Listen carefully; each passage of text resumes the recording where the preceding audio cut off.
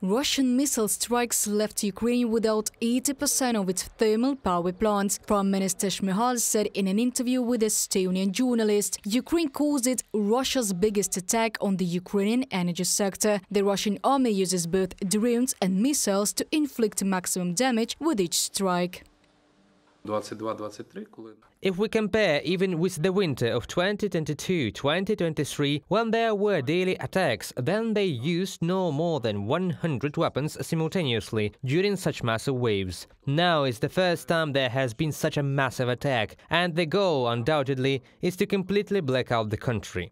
Germany may transfer equipment from its closed thermal power plants to Ukraine. Ukrainian Energy Minister Herman Galushchenko spoke about this proposal from German Vice-Chancellor Robert Habeck. This will help to restore the Ukrainian energy system more quickly. Lithuania is also ready to transfer equipment from its power plants to Ukraine. We are now working very closely with our Lithuanian friends. Our group of specialists in Lithuania is now looking at what equipment is available at old thermal stations, so that we can use them as donors for restoration in Ukraine. Herman Galushchenko, Minister of Energy of Ukraine, on the air of the National Telethon.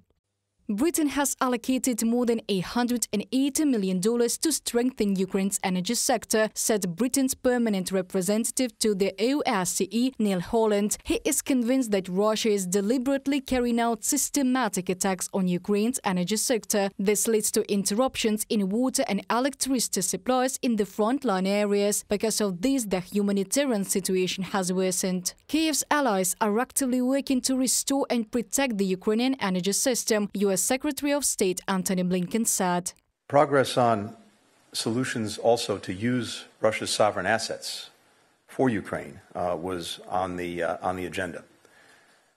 And here, I think we're working on getting to an agreement on that, consistent with international law, consistent with different countries' laws. The Kremlin has called this theft.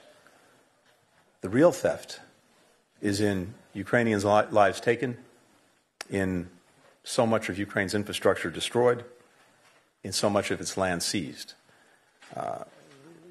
Being able to use these Russian sovereign assets to help rebuild Ukraine is critical. It is now extremely important for Ukraine to protect the surviving generation facilities, and the most reliable protection can be provided by air defense systems, the Minister of Energy of Ukraine said at a meeting with US congressmen. Germany has already announced the supply of additional air defense systems.